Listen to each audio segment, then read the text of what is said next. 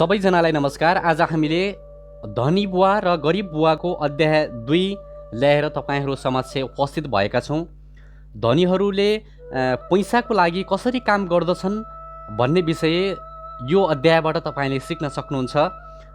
आउनुहोस् सुरु गरौँ आजको अध्यायतर्फ। बुवा, धनी कसरी बन्न सकिन्छ? मेरो प्रश्न सुन्नसाथ बुवाले पढिरहेको साँझको पत्रिका पढ्न छाडेर मतिर हेर्नुभयो। उहाँले प्रति प्रसन्न गर्न थाल्नुभयो। छोरा, तिमी धनी बन्न किन चाहन्छौ? किनभने आज जेमीकी आमा आफ्नो कैटलिक कार चढ्दै आइन्। उनीहरू पिकनिकको लागि समुद्र किनार नजिकैको आफ्नो घरमा गए। जेमीले आफूसँगै आफ्ना 3 साथीहरू पनि लिएर गयो। माइक र मलाई लगेन।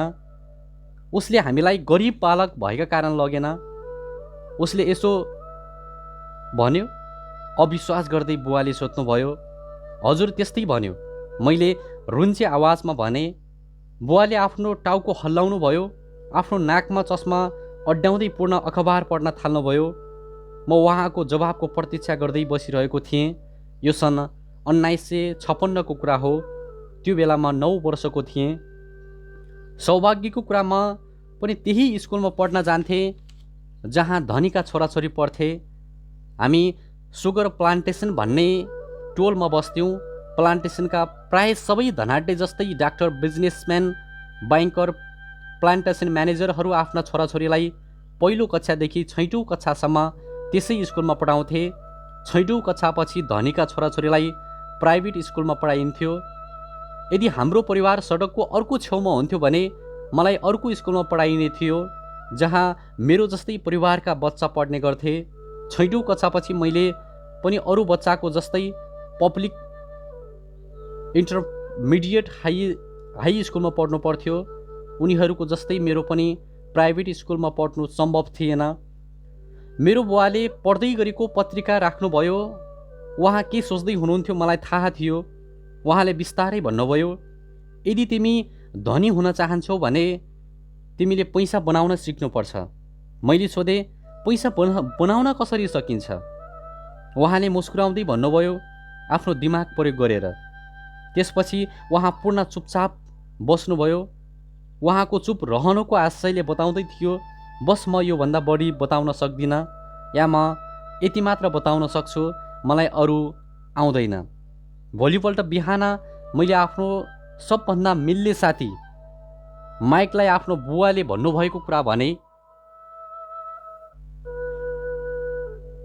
मलाई याद भएसम्म त्यस स्कुलमा म र माइक मात्र गरिबका छोरा थियौँ। माइक पनि म जस्तै भाग्यले त्यस स्कुलमा पढ्दै थियो। यस्तो लाग्थ्यो कसैले टोलवासीका बच्चा बच्चीलाई त्यस स्कुलमा अनिवार्य भर्नाका लागि नियम निश्चित गरिदिएका थिए। फलस्वरूप हामीले पनि धनाढ्यका सन्तानले सरह त्यस स्कुलमा पढ्न पाएका थियौँ। हामी गरिब नै भने थिएनौँ। तुलनात्मक रूपले हामीसँग धनाढ्य बालबच्चासँग हुने कुरा थिएन। नयाँ बसबेल, ग्लोभ्स, पन्जा, नयाँ साइकल र हरेक चिज उनीहरूसँग नयाँ हुन्थ्यो। बुवा आमाले हाम्रो घाँस बास, भोजन र लत्ताकपडाको पूर्ति त गर्नुभएको थियो, तर आधारभूत चिज बाहेक हामीसँग अरू केही थिएन। मेरो बुवा भन्नुहुन्थ्यो, यदि तिमीलाई कुनै वस्तुको आवश्यक छ भने त्यसको लागि काम गर। हुन त मलाई धेरै चिजको आवश्यकता थियो, तर जाबो 9 वर्षको बच्चाले के नै गर्न सक्थ्यो र काम? माइकले सोधे, त्यसो भए पैसा कमाउन हामीले के गर्नुपर्छ? मलाई थाहा छैन, मैले भने। तर के तिमी त्यसको लागि मेरो पार्टनर बन्न चाहन्छौ? उसले सहमति जनायो। त्यो शनिबार बिहान माइक मेरो पहिलो बिजनेस पार्टनर बन्न पुग्यो। हामी दुवैले बिहानभर पैसा कसरी कमाउने भनेर सोचिरह्यौँ। केही समय हामीले जिमको समुद्री किनारको घरमा आनन्द लिइरहेका केटाकेटीको बारेमा कुरा गऱ्यौँ। उनीहरू त्यहाँ निर्धक्क रमाइरहेको देखे। सुन्दा सम्झिँदा हामीलाई अलिकति चित्त दुख्थ्यो, तर त्यो चित्त दुखाइ राम्रो लाग्थ्यो, किनभने त्यसले हामीलाई पैसा कसरी कमाउन सकिन्छ भनेर सोच्न प्रेरित गर्थ्यो। त्यस दिन दिउँसो माइकले कुनै विज्ञानको किताबमा पढेको कुराले हाम्रो दिमागमा बिजुली चम्क्यो। उत्साहित भएर हामीले आपसमा हात मिलायौँ र साझेदारीको लागि एउटा व्यापारलाई स्वीकार्यौँ। त्यसपछि केही हप्तासम्म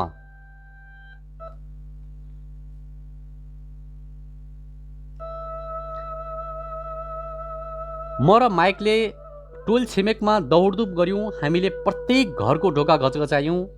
उनीहरूले आफूले प्रयोग गरेको टुथपेस्टका ट्युब हाम्रो लागि राखिदिन अनुरोध गऱ्यौँ।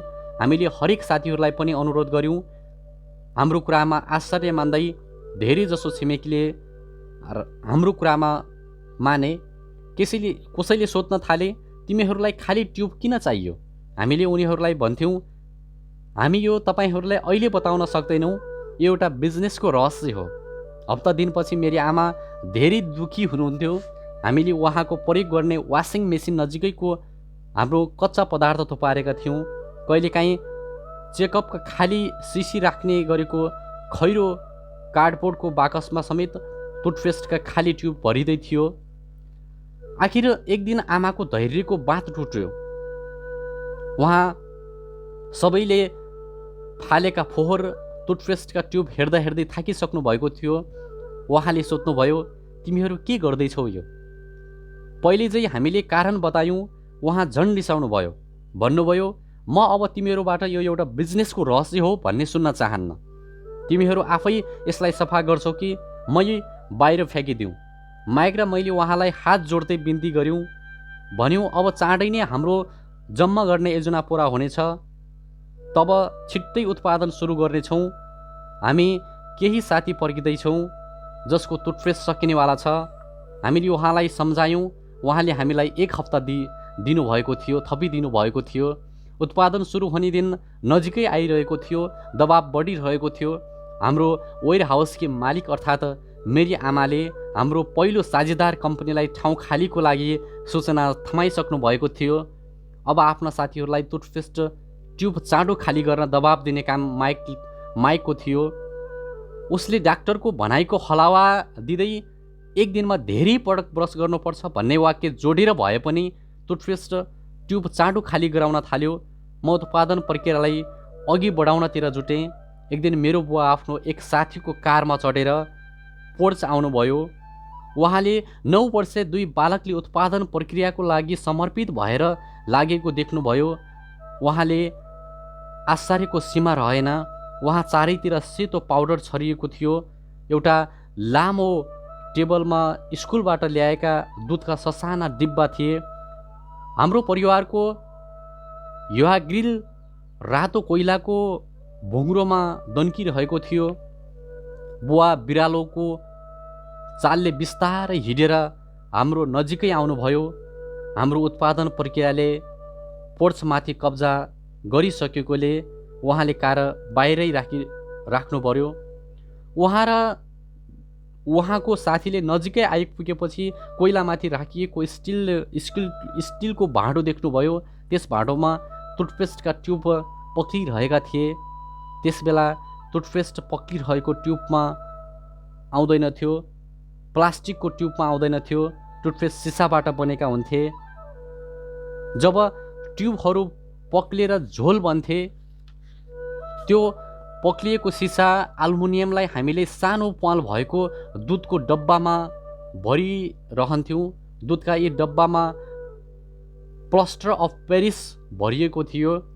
चारैतिर फैलिएको सेतो सेतो पाउडर प्लास्टर नै थियो, जसमा पानी हालिएको थियो।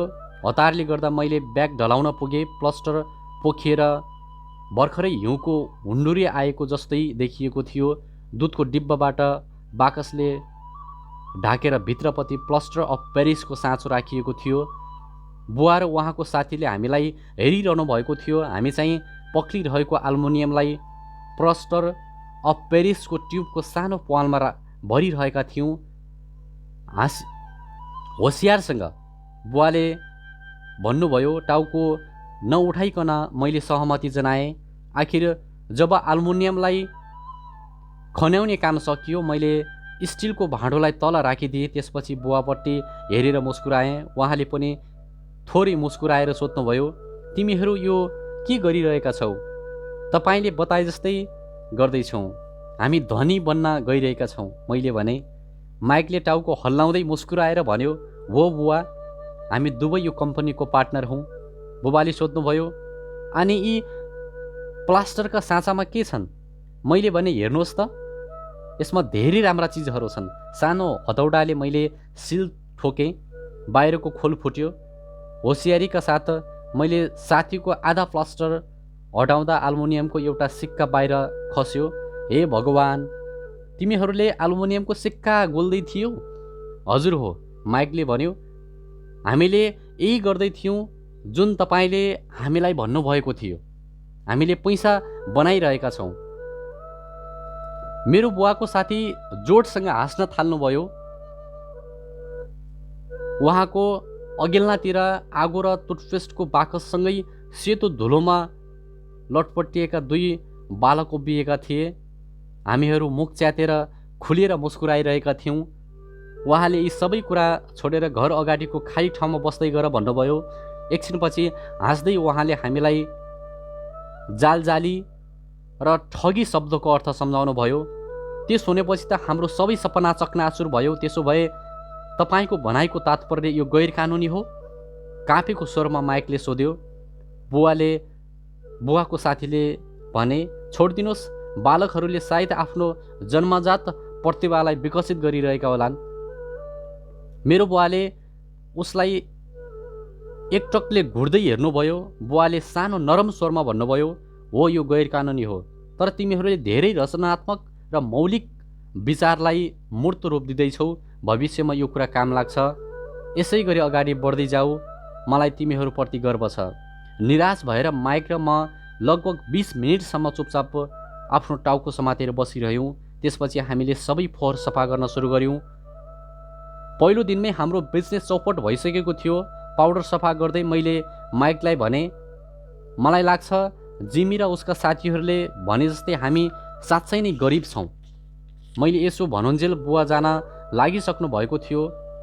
हाम्रो कुरा सुनेपछि उहाँले भन्नुभयो, नानी हो, तिमीहरू त्यतिखेर गरिब ठहरिनेछौ जतिखेर हार मान्नेछौ। सबैभन्दा महत्त्वपूर्ण कुरा, तिमीहरूले केही गर्यौ। धेरै मानिस धनी बन्ने कुरा मात्र गरिरहन्छन् र त्यसको सपना मात्र देखिरहन्छन्, तर तिमीहरूले केही गरेका छौ। मलाई तिमीहरूप्रति दुवैप्रति गर्व छ। म फेरि भन्छु, अगाडि बढ्दै जाऊ, हरेस नखाऊ। माइक र म चुपचाप उभिरह्यौँ। यी शब्द मिठा थिए, तर अब के गर्नुपर्ने हो हामीलाई थाहा थिएन। त्यसो भए तपाईँ किन धनी हुनुहुन्न? मैले सोधेँ। किनभने मैले एउटा स्कुलको शिक्षक बन्ने निर्णय लिएँ। शिक्षकले धनी बन्ने बारेमा सोच्दैनन्, खालि पढाउन मन पराउँछन्। मैले तिमीहरूलाई सहयोग गर्न सक्थेँ होला, तर वास्तवमा म पैसा कसरी कमाउने भनेर जान्दिनँ। माइक र म फर्केर आफ्नो सफाइ अभियानमै जुट्यौँ। बुवाले भन्नुभयो, यदि तिमीहरू धनी कसरी बन्न सकिन्छ भन्ने सिक्न चाहन्छौ भने मसँग नसोध। माइक, तिमी यसको जवाब आफ्नो बुवासँग सोध। माइकले आश्चर्य मान्दै सोध्यो, मेरो बुवासँग? मेरो बुवाले दोहोऱ्याउँदै भन्नुभयो, हो, तिम्रो बुवासँग। तिम्रो बुवा र मेरो ब्याङ्कर हतैसी मित्र हुन्। उनले तिम्रो बुवाको धेरै पटक प्रशंसा गरिरहेका छन्। पैसाको बारेमा तिम्रो बुवासँग धेरै जवाब छ। माइकले आश्चर्यचकित हुँदै प्रश्न गर्यो, मेरो बुवा? त्यसो भए धनीका छोराछोरीसँग जस्तै हामीसँग शानदार कार, आलिसान महल छैनन् त? बुवाले जवाब दिनुभयो, हेर, शानदार कार र आलिसान महल हुँदैमा मान्छे धनी हुन्छ भन्ने निश्चित हुँदैन। अर्को कुरा, ती चिज हुँदैमा उसले पैसा बनाउने कला जानेको हुन्छ भन्न सकिँदैन। जिमीको बुवा पनि सुगर प्लान्टेसनमा काम गर्दछन्। उनी र ममा धेरै फरक छैन। उनी एउटा प्राइभेट कम्पनीको लागि काम गर्दछन् भने म सरकारको लागि काम गर्दछु। कम्पनीले उनलाई कार किनेर दिन्छ। आजकल सुगर कम्पनी अर्थात् आर्थिक सङ्कटमा फँसेको छ। अब केही समयपछि नै उनीहरूसँग केही पनि बच्ने छैन। माइक, तिम्रो बुवा अलि भिन्नै हुनुहुन्छ। मलाई लाग्छ उहाँ एउटा साम्राज्य बनाउँदै हुनुहुन्छ। केही वर्षभित्रै धेरै धनी बन्नुहुनेछ। यो कुरा सुनेर माइक र म एकपल्ट पूर्ण रोमाञ्चित भयौँ। नयाँ उत्साहका साथ हामीले हाम्रो असफल व्यवसायको फोहोर सफा गर्न सुरु गऱ्यौँ। सफाई गर्दा गर्दै कहिले र कसरी माइकका बुवासँग कुरा गर्ने भन्ने योजना बनायौँ। समस्या के थियो भने माइकको बुवा धेरै काम गर्नुहुन्थ्यो र राति अबेरसम्म घर फर्किनुहुन्थ्यो। उहाँसँग कयौँ वेयर हाउस, कन्स्ट्रक्सन कम्पनी, स्टोरको श्रृङ्खला र 3वटा रेस्टुरेन्ट थिए। रेस्टुरेन्टको कारण नै उहाँलाई घर फर्किन ढिला हुन्थ्यो। सफाइ गरिसकेपछि माइक बस चढेर आफ्नो घर फर्क्यो। जति ढिलो भए पनि घर फर्केर आफ्नो बुवासँग कुरा गराउने प्रतिबद्धता माइकले आफ्नो बुवासँग कुरा गरिसकेपछि जति नै अबेला भए पनि त्यस विषयमा मलाई फोन गरेर बताउने उसले बाचा गरेको थियो। उसले मलाई राति 8:30 बजे फोन गर्यो। हुन्छ, अर्को शनिबार मैले निष्कर्ष सुनाएर फोन राखिदिएँ। माइकको बुवाले माइक र मसँग भेट्न समय मिलाउनु भएको थियो। शनिबार बिहान 7:30 बजे मैले सहरको अर्को भागमा जानको लागि बस पक्रेँ। माइक र मैले बिहान 8 बजे उसको बुवासँग भेट्यौँ। उहाँ पहिलेदेखि व्यस्त हुनुहुन्थ्यो। उहाँको साथमा 1 घन्टासम्म पनि धेरै समयको लागि काम बाँकी थियो। म उहाँको साधारण सानो तर सफा घरको अगाडि पुग्दा उहाँले कन्स्ट्रक्सन सुपरभाइजर आफ्नो पिकअप ट्रकमा चढेर त्यहाँबाट जाँदै थियो। मैले माइकलाई ढोकामै भेटेँ। माइकले ढोका खोल्दै भन्यो, बुवा अहिले फोनमा व्यस्त हुनुहुन्छ। उहाँले हामीलाई पछाडिको पोर्चमा प्रतीक्षा गर्न भन्नुभएको छ। मैले त्यस पुरानो घरको दैलोभित्र पाइला राखेँ। त्यहाँ काठको पुरानो फर्स चुइकिएको थियो। चुइकिएको सुने फर्समा लागेको पैतालाका छापलाई छोप्ने उद्देश्यले त्यहाँ गुन्द्री राखिएको थियो। हुन त त्यो सफा थियो तर बदल्न जरुरी भइसकेको थियो। साँगुरो लिभिङ रुममा पसेपछि मेरो छाती फुल्न थाल्यो। श्वास रोकिला झै भयो। त्यहाँ पुरानो फर्निचरले गुम्सिएको गन्ध आइरहेको थियो। त्यो कोठा फर्निचरको सङ्ग्रहालय जस्तै थियो। सोफामा जना महिला बसेका थिए। सोफामा 2 जना महिला बसेका थिए। उनीहरूको उमेर मेरी आमाको भन्दा अलिक धेरै थियो। महिलाहरूको नजिकै 1 जना कामदारको पोसाकमा बसेको थियो। उसले सफा प्रेस गरिरहेका सर्ट र प्यान्ट लगाएको थियो। त्यो मान्छेको उमेर मेरो बुवाको भन्दा लगभग 10 वर्ष बढी थियो, सायद 45 वर्ष जति। म र माइक उनीहरूको नजिकैबाट भान्सातिर गयौँ। त्यसबेला उनीहरू मुस्कुराए। जवाबमा म पनि मुस्कुराएँ। उनीहरू को हुन् मैले सोधेँ। उनीहरू सबै बुवाको लागि काम गर्दछन्। यी बुढो मान्छेले वेयर हाउस सम्हाल्छन्। ती महिला रेस्टुरेन्टका म्यानेजर हुन्। हामीले सुपरभाइजरलाई त देख्यौ होला। उनी यहाँबाट 50 माइल टाढा एउटा सडकमा परियोजनामा काम गर्दैछन्। अर्को सुपरभाइजरले त धेरै घरहरू बनाउँदैछन् जो तिमी आउनुभन्दा अगाडि नै गइसकेका थिए, माइकले भन्यो। मैले सोधेँ, के यहाँ सधैँ यस्तै भिडभाड हुन्छ? सधैँ त होइन, तर प्राय यस्तै हुन्छ। मेरो नजिकैको कुर्सीमा बस्दै मुस्कुराएर माइकले भन्यो। लगतै ऊ हाम्रो विषयमा प्रवेश गर्यो। के हामीलाई पैसा बनाउन सिकाउनुहुन्छ भनेर मैले बुवालाई सोधिसकेको छु। मैले उत्सुकतापूर्वक सोधेँ। त्यसो भए उहाँले त्यसको जवाब दिनुभयो? पहिले त उहाँ हाँस्नुभयो, पछि अलि गम्भीर हुनुभयो। सायद उहाँले हामीसँग एउटा प्रस्ताव राख्नुहुनेछ। मैले आफ्नो कुर्सीको पछाडिको भाग भित्तामा अड्याएँ र कुर्सीको पछाडिमा 2 खुट्टाको सहाराले अड्याउँदै सोधेँ, हो र? माइकले पुनः दोहोर्यायो, हो, त्यस्तै भन्नुभएको छ। उहाँले कस्तो प्रस्ताव राख्नु होला तिमीले अनुमान गरेका छौ? मैले माइकलाई सोधेँ। छैन, तर अब चाँडै नै हामीलाई यसको जानकारी भइहाल्छ, माइकले भन्यो। त्यतिकैमा अचानक माइकको बुवा त्यो पुरानो ढोकोबाट भित्र पस्नुभयो। माइक र म जुरुक्क उठ्यौँ। हामी एक्कासी झन्किएर उभिएका थियौँ, न कि आधारले। त बाबु हो, तयार छौ? एउटा कुर्सी हाम्रो नजिकै सार्दै माइकको बुवाले सोध्नुभयो। हामीले तयारीको सङ्केत गर्दै कुर्सीलाई भित्ताबाट तानेर उहाँको नजिकै राख्यौँ। उहाँ लगभग 6 फिट अग्लो, 200 पाउन्ड तौलको र एक विशाल शरीर भएको व्यक्ति हुनुहुन्थ्यो। उहाँ मेरो बुवाभन्दा अग्लो हुनुहुन्थ्यो। लगभग यतिका तौलका माइकको बुवाभन्दा मेरो बुवा 5 वर्ष जेठो हुनुहुन्थ्यो। उहाँहरू लगभग उस्तै हुनुहुन्थ्यो, तर एकै वंशका होइनन्। हुनसक्छ दुवैमा समान ऊर्जा थियो। माइकले भनेअनुसार मैले पैसा कमाउन चाहन्छु रे। माइकले भनेअनुसार तिमीले पैसा कमाउन चाहन्छौ रे। के यो साँचो हो रोबोट? उहाँले सोध्नुभयो। मैले पूर्ण सहमति हुँदै आफ्नो टाउको हल्लाएँ। हुन त उहाँको शब्द र मुस्कानभित्र धेरै शक्ति हुनाले मलाई अलिअलि डर लागिरहेको थियो। ल त्यसो भए मेरो प्रस्ताव ध्यान दिएर सुन। म तिमीलाई सिकाउने छु, तर त्यसको सिकाइ कक्षा कोठाको जस्तो हुने छैन। यदि तिमीले मेरो काम गर्यौ भने त्यसको सट्टामा मैले तिमीलाई सिकाउने छु। यदि मेरो काम गरिनौ भने सिकाउँदिन। जति तिमी काम गर्दै त्यति चाँडो म तिमीलाई सिकाउन सक्छु। यदि तिमीले स्कुलमा जस्तै काम नगरी कुरा मात्र सुन्यौ भने मेरो समय मात्र बर्बाद हुनेछ। यो मेरो प्रस्ताव हो। सिक्छौ यसलाई स्वीकार, सिक्दैनौ फर्केर जाऊ। मैले भने तपाईँलाई म एउटा कुरा सोध्न सक्छु? आहा, कि त यसलाई स्वीकार कि फर्केर जाऊ। मसँग बर्बादीको लागि फाल्तु समय छैन। यदि तिमीमा तत्काल निर्णय गर्न क्षमता छैन भने कहिल्यै पैसा कमाउन सक्ने छैनौ।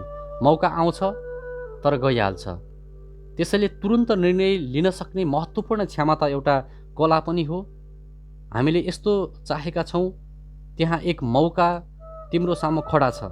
अबको 10 सेकेन्डमा कि त अर्को पढाइ सुरु भइहाल्छ या सधैँको लागि समाप्त हुनेछ। माइकको बुवाले जिस्क्याउने पाराले हाँसेर भन्नुभयो। प्रस्ताव स्वीकार छ। मैले भने मन्जुर छु। माइकले पनि भन्यो, धेरै राम्रो। अबको 10 मिनेटपछि श्रीमती पाटिन यहाँ आउनेछन्। उनीसँग कुराकानी गरिसकेपछि म तिमीहरूलाई उहाँसँग पठाइदिनेछु। तिमीहरूको काम सुरु हुनेछ। उहाँले भन्नुभयो, म तिमीहरूलाई प्रति घन्टाको 10 सेन्ट दिन्छु। तिमीहरूले प्रत्येक शनिबार 3 घन्टा काम गर्नुपर्नेछ। मैले भने, तर आज मेरो सफ्टबलको म्याच छ। माइकको बुवाले आफ्नो आवाज सानो पारेर कडासँग भन्नुभयो, मान या फर्क। मान्छु, मैले भने। सफ्टबल खेल्नुको सट्टा काम गर्न सक्नु नै मेरो बुद्धिमानी थियो। 30 सेकेन्डपछि शनिबारको रमाइलो बिहान 9 बजे माइक र म श्रीमती पाटिनसँग काम गरिरहेका थियौँ। उनी साह्रै दयालु र हृदयवान महिला थिइन्। माइक र मलाई देख्दा सधैँ आफ्ना 2 छोराको सम्झना आउने उनी बताउँथिन्। उनीहरू ठुला भइसकेका थिए, जो धेरै टाढा गइसकेका थिए। उनी दयालु भए पनि कडा परिश्रममा विश्वास गर्थिन्। त्यसैले सधैँ हामीलाई काममा खटाइरहन्थिन्। उनी साह्रै कडा म्यानेजर थिइन्। हामीले 3 घन्टासम्म डब्बाबन्द सामानहरूलाई सेल्सबाट उतार्यौँ। त्यो पट्यारलाग्दो मेहनतको काम थियो। माइकको बुवालाई नै म मेरो धनी बुवा भन्छु। उहाँसँग पार्किङको लागि 9वटा सुपरेस्ट थिए, जहाँ पार्किङको लागि धेरै ठाउँ थियो। यी सबै 7 देखि 11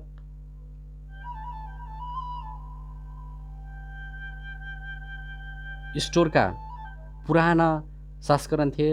नजिकैको जनरल स्टोरमा मानिसहरू दुध, ब्रेड, बटर र चुरोट जस्ता सामान किन्छन्। समस्या के थियो भने हवाईमा एयर कन्डिसनिङ थिएन। गर्मीको कारण स्टोरका ढोका बन्द गर्न सकिँदैनथ्यो।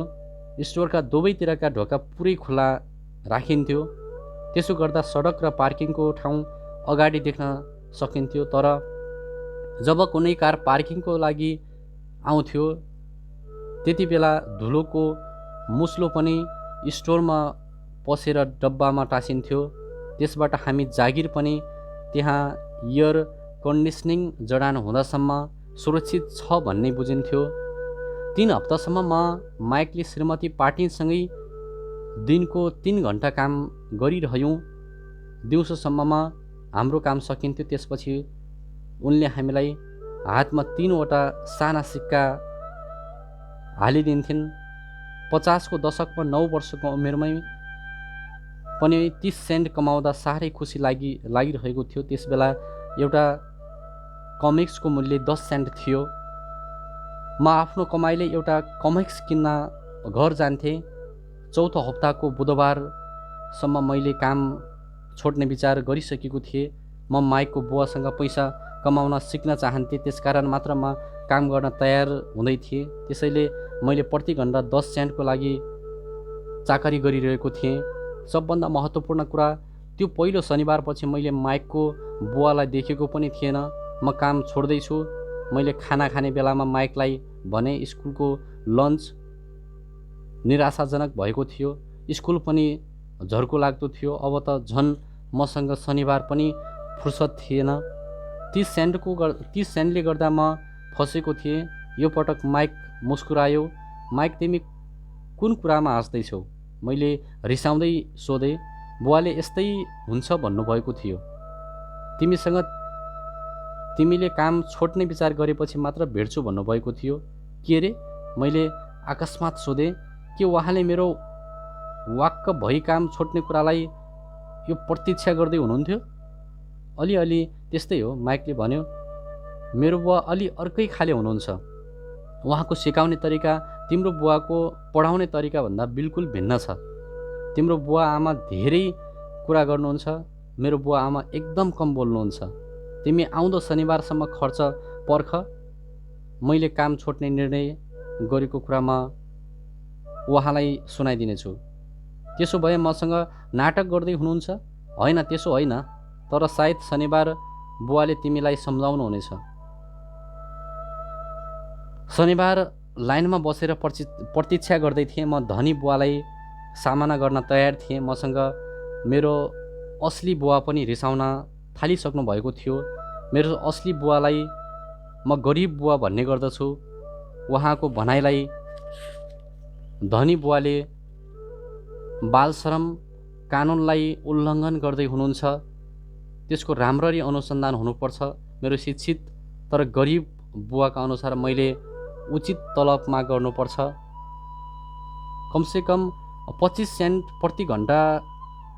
गरिब बुवाको भनाइमा यदि मेरो तलब वृद्धि हुँदैन भने मैले तत्काल जागिर छोड्नुपर्छ। फेरि मलाई त्यस्तो फाल्टु कामको आवश्यकता पनि नभएको कुरा दिक्क मान्दै उहाँले भन्नुहुन्थ्यो। शनिबार बिहान 8 बजे म पुनः माइकको घरको त्यही पुरानो ढोकाभित्र पस्दै थिएँ। माइकको बुवाले म भित्र पस्न साथ भन्नुभयो, कुर्सीमा बस र लाइनमा प्रतीक्षा गर। उहाँ आफ्नो बेडरुमको नजिकैको सानो अफिसमा गएर बस्नुभयो।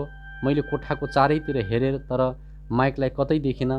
अचम्म मान्दै म 4 हप्ता अगाडि देखेको उनै महिलाहरूको नजिकै गएर बसेँ। उनी मुस्कुराउँदै थिइन्। सोफाबाट अलि पर सरिन् ताकि त्यहाँ म बस्न सकूँ। 45 मिनेटको प्रतीक्षापछि म उम्लिसकेको थिएँ। दुवै महिला 30 मिनेट पहिला नै भेटेर गइसकेका थिए। एउटा बुढो मानिस 20 मिनेटसम्म बसेर पनि भेट नपाएपछि निस्केर गयो। घर खाली भइसकेको थियो। हवाईमा सुखद बिहानीको समयमा शीतले भरिरहेको अँध्यारो लिभिङ रुममा म बसिरहेको थिएँ। एउटा लोभी र बाल शोषकले मसँग कुरा गरोस् भन्ने प्रतीक्षा गरिरहेको थिएँ। उनी फोनमा कुरा गरिरहेको सुनिँदै थियो। उनी मलाई बेवास्ता गर्दै अफिसमा यताउतिको काम गर्दै थिए। मलाई त त्यो घमण्डी मानिससँग कुरै नगरी घर फर्क्यौँ जस्तो लागेको थियो। तर कुनै कारणले म रोकिएँ। त्यसमा 15 मिनेटपछि ठिक 9 बजे धनी बुवा आफ्नो अफिसबाट निस्किनुभयो। चुपचाप हातको इसाराले नै उहाँले मलाई आफ्नो अफिसमा बोलाउनु भयो।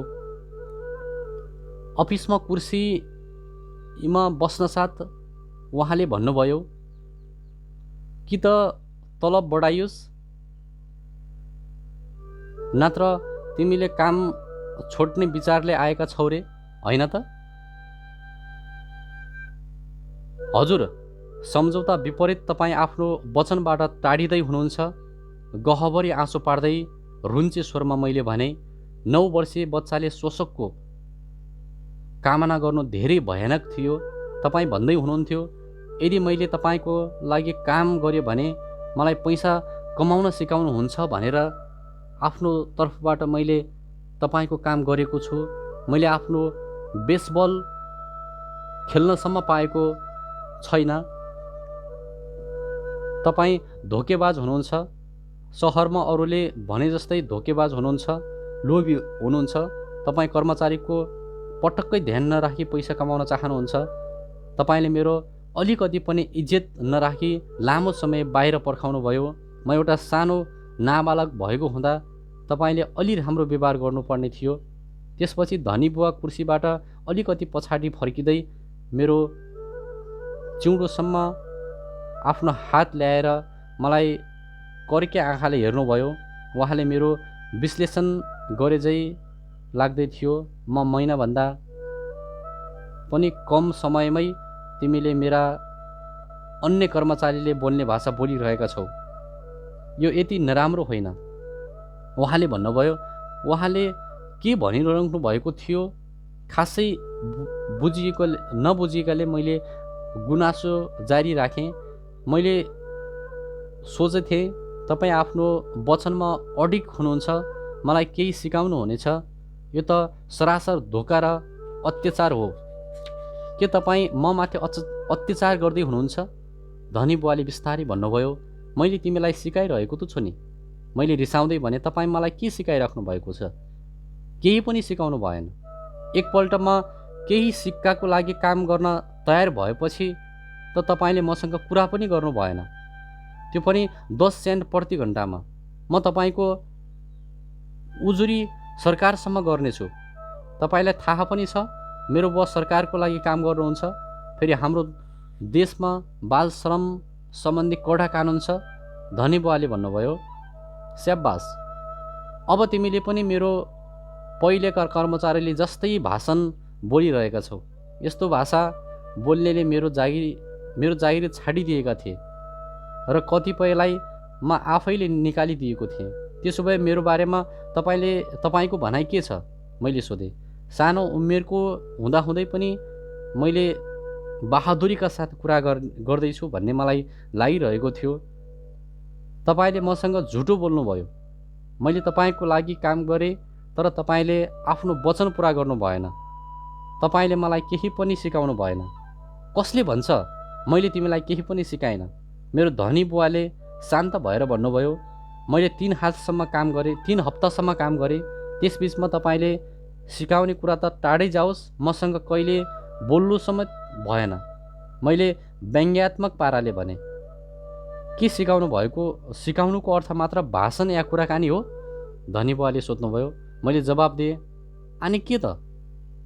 उहाँले हाँस्दै भन्नुभयो, यसरी त तिमीलाई स्कुलमा मात्र सिकाइन्छ, जिन्दगीले तिमीलाई यसरी सिकाउँदैन। मेरो विचारमा जिन्दगी नै सबभन्दा महान शिक्षक हो। प्राय जिन्दगीले तिमीसँग कुरा गर्दैन। यसले एक प्रकारले तिमीलाई धक्का दिन्छ। हरेक धक्काद्वारा जिन्दगीले तिमीसँग भन्छ, जाग, म तिमीलाई केही सिकाउन चाहन्छु।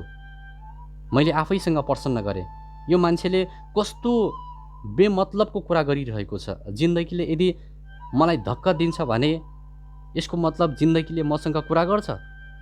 मैले यो काम तत्काल छाड्नुपर्छ। म कुनै यस्तो व्यक्तिसँग कुरा गरिरहेको छु जो पागल छ।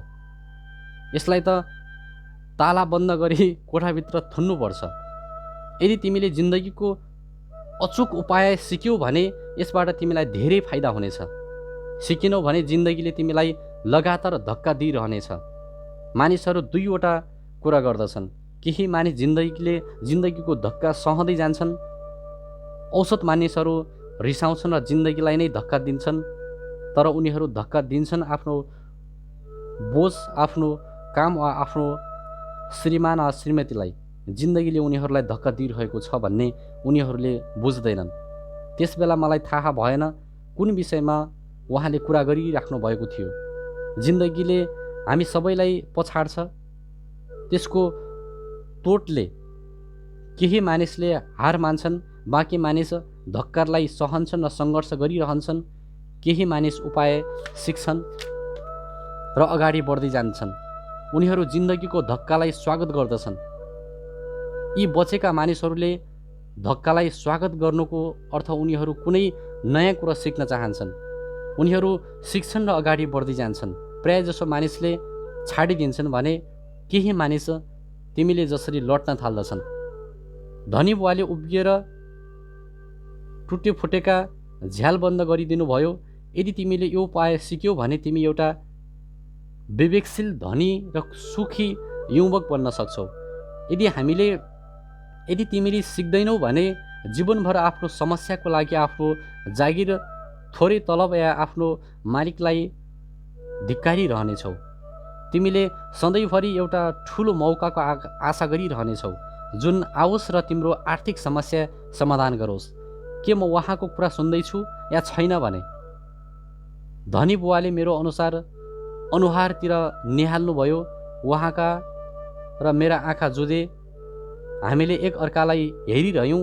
हाम्रो आँखाको बीचमा सम्प्रेषणको धारा बग्न थाल्यो।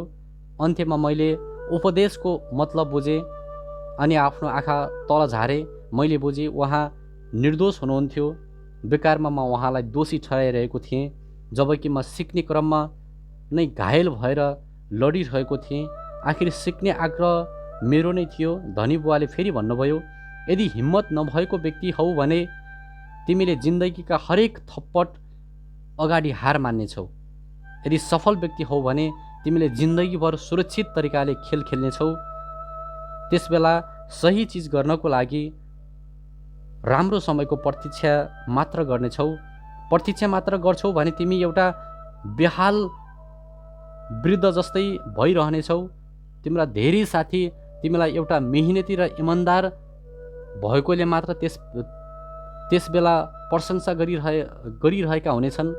तिमीले आफ्नो जिन्दगी सुरक्षित खेल खेल्नमा र सही चिज गर्नमा नै बिताए तापनि जिन्दगीको थप्पटको आँसु सामु घोडा टिकिरहेका हुनेछौ। तिमीले खतरासँग खेल्ने कल्पना पनि गर्न सक्ने छैनौ। यथार्थमा तिमीले जित्न चाहे पनि हार्ने डर जित्नुको रोमाञ्चभन्दा धेरै शक्तिशाली साबित भयो। भित्रबाट तिमीले धेरै थाहा पाउनेछौ कि आफूले कहिले पनि जित्ने कोसिस नै गरेन। तिमीलाई लाग्नेछ आफूले सधैँ सुरक्षित खेल खेल्ने विकल्प रोजे। हाम्रा आँखा एकपटक पूर्ण जुझे। मैले उनको कुराको तात्पर्य नबुझेसम्म करिब 10 सेकेन्डसम्म आँखा जुझाइरहेँ अनि मात्रै नजर हटाएँ। मैले सोधेँ, त्यसो भए तपाईँ मलाई धक्का दिँदै हुनुहुन्थ्यो? कसैले त्यसो पनि भन्न सक्लान्? धनी बुवाले हाँस्दै भन्नुभयो, म त यसो भन्छु, मैले तिमीलाई जिन्दगीको स्वाद चखाउँदै थिएँ। मैले सोधेँ, कस्तो स्वाद? म अझै रिसाइरहेको थिएँ। साथै ममा जिज्ञासा पनि बढ्दै थियो। अब म सिक्नको लागि तयार थिएँ। उहाँले भन्दै जानुभयो, तिमीहरू दुई मात्र यस्ता व्यक्ति हौ जसले पैसा बनाउने कला सिक्न आग्रह गर्यौ। मेरोमा 150 भन्दा बढी कर्मचारी छन्। तीमध्ये एउटाले पनि मसँग पैसा कमाउने कलाको बारेमा सोधेन। उनीहरू मसँग जागिर माग्छन्, तलब माग्छन्, पैसा बनाउने कलाको बारेमा भन्ने सिक्न चाहँदैनन्। यसो हुँदा उनीहरू जिन्दगीको अमूल्य समय पैसाको लागि काम गरेरै बर्बाद गरिदिन्छन्। जिन्दगीको अन्तिम घडीसम्म पनि उनीहरू पैसाको लागि काम गर्दैछु भन्ने बुझिरहेका हुन्छन्। वास्तवमा उनीहरू पैसाको लागि मात्र काम गरिरहेका हुन्छन्। उनीहरूले कसका लागि काम गरिरहेका छन् भन्ने अन्तिमसम्म बुझिरहेका हुँदैनन्। मैले दत्तचित्त भई उहाँको कुरा सुनिरहेँ। उहाँले भन्नुभयो, तिमीहरू पैसा कमाउने कला सिक्न चाहन्छौ, त्यसैले वास्तविक जीवनसँग मेल खाने एउटा कोर्स मैले तयार पारेँ। बोल्दा बोल्दै बरु म थाक्ने थिएँ, तर बोलेर मात्र तिमीहरूले मेरो कुरा बुझ्ने थिएनौ। त्यसैले तिमीहरूलाई 1 घन्टाको 10 सेन्ट दिएर जिन्दगीको थप्पडको स्वाद चखाउने निर्णय गरेको थिएँ। त्यसो भए 10 सेन्टको लागि प्रति घन्टा काम गरेर मैले के सिकेँ त? मैले त्यति मात्र सिकेँ, तपाईँ कर्मचारीको लागि घटिया र शोषक हुनुहुन्छ। मैले भने।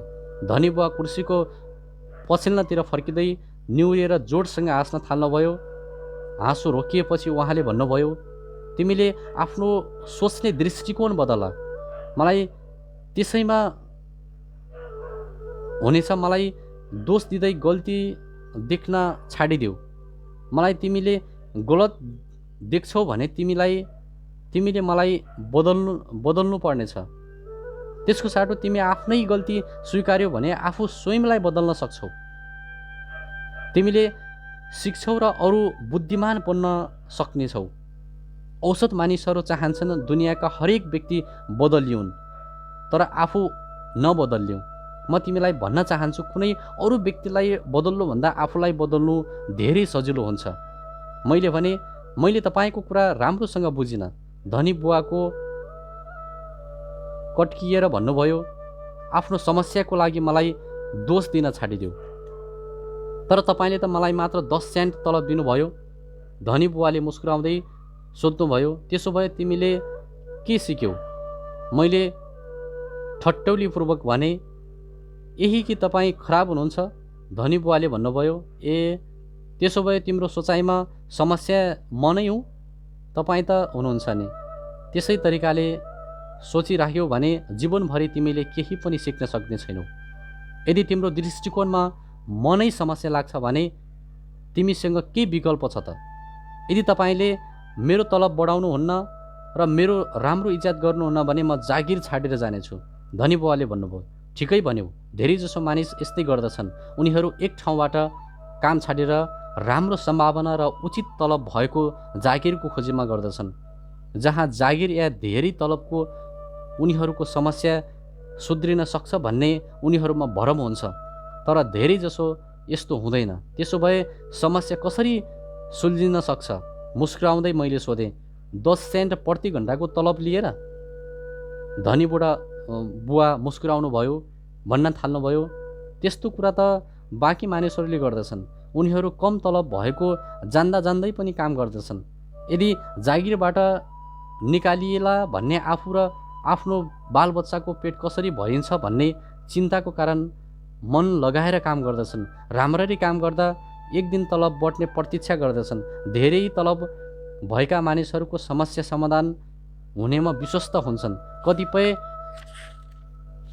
त कडा परिश्रमका साथ अर्को जागिर पनि गर्दछन्, तर त्यसमा पनि उनीहरूको थोरै तलब पाउँदछन्। मैले निमेष भइरहेको थिएँ। मैले अब धनी बुवाको उपायहरू बुझ्दै थिएँ। जिन्दगीको स्वाद यो नै भएको मलाई महसुस हुँदै थियो। अन्त्यमा मासतिर हेर्दै मैले प्रश्न गरेँ, त्यसो भए अब त्यसको समाधान के हो त? त्यस प्रश्नको जवाफमा उहाँले मलाई अमूल्य दृष्टिकोण दिनुभयो। आफ्ना कर्मचारी र मेरो गरिब बुवासँग फरक लाग्ने दृष्टिकोण उहाँमा भएकोले नै हवाई राज्यको सबैभन्दा धनी मान्छे उहाँ बन्नेवाला हुनुहुन्थ्यो। पैसा सम्बन्धी त्यसै दृष्टिकोणका कारण मेरो शिक्षित बुवा जीवनभर पैसाको अभावमा भौतारिनेवाला हुनुहुन्थ्यो। यो एउटा अद्भुत दृष्टिकोण थियो जसले मेरो जीवनको नक्सा नै बदलिदियो। धनी बुवाले बारम्बार मलाई यो दृष्टिकोणको याद गराइराख्नु भएको थियो। त्यसैलाई म जिन्दगीको पहिलो उपाय भन्नेछु। गरिब र मध्यम वर्गीय मानिसहरू पैसाको लागि काम गर्दछन्, धनीका लागि चाहिँ पैसाले काम गर्दछ। गरिब र मध्यम वर्गीय मानिसहरू पैसाको लागि काम गर्दछन्, धनीका लागि चाहिँ पैसाले काम गर्दछ। श्रोताबिनहरू, आज हामीले यो धनी बुवा र गरिब बुवाको अध्याय 2 प्रस्तुत गऱ्यौँ। अबको यो गरिब र मध्यम वर्गीय मानिसहरू पैसाको लागि काम गर्छन्, धनीका लागि चाहिँ पैसाले काम गर्दछ भन्ने शीर्षकको व्याख्या चाहिँ हामीले अर्को भिडियोमा चाहिँ तपाईँहरू समक्ष प्रस्तुत गर्ने बाचाका साथ आशा छ तपाईँहरूलाई यो समरी एकदमै मन पर्नेछ। यसबाट तपाईँले धेरै ज्ञान प्राप्त गर्नुभएको छ भन्ने विश्वासको साथ बिदा हुन चाहन्छु। हवस् त, नमस्ते, शुभ सन्ध्या।